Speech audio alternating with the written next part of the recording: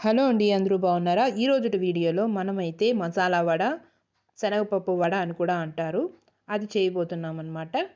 ముందుగా మనం శనగపప్పు వడ కోసం ముందుగా శనగపప్పుని నానబెట్టుకోవాలి. మీ టైంని బట్టి నానబెట్టుకోండి. ఒక 2-3 అవర్స్ ఉంటే బాగుంటుందన్నమాట. ముందుగా నానబెట్టిన శనగపప్పుని జల్లి గిన్నెలో వేసుకున్నాను.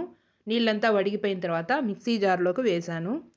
దాంట్లోకి కొద్దిగా రాళ్ళుప్పు, ఒక 2 పచ్చిమిర్చి, ఒక చిన్న అల్లం ముక్క, ఒక 5-6 వెల్లుల్లి రెబ్బలు వేసుకొని ఒకసారి మిక్సీ పట్టుకొని కచ్చాపచ్చాగా మెదిగిన తర్వాత కొద్దిగా నీళ్ళని చిలకరించుకోవాలి. ఒక స్పూన్ అంత వాటర్ చిలకరిస్తే సరిపోతుంది. తర్వాత మిక్సీ పట్టుకున్న దాన్ని ఒక బౌల్లోకి వేసుకున్నాను. అందులోనే కొద్దిగా శనగపప్పుని పక్కన పెట్టాను. ఆ శనగపప్పుని అందులో వేసుకున్నాను.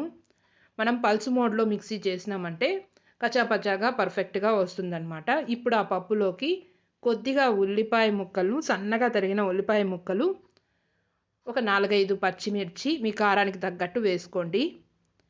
తర్వాత కరివేపాకు, కొత్తిమీర ఉంటే కూడా వేసుకోవచ్చు. నా దగ్గర అయితే కరివేపాకు వేసాను నేను. కొద్దిగా జీలకర్ర వేసుకున్నాను. బాగా మిక్స్ చేసుకోవాలి. సాల్ట్ సరిపోయిందా లేదా చెక్ చేసుకొని, వడ కన్సిస్టెన్సీ చెక్ చేసుకొని చూసుకున్నామంటే సరిపోతుంది. మీకు నచ్చితే సోంపు కూడా వేసుకోవచ్చండి ఇందులో. నేనైతే వేయలేదు.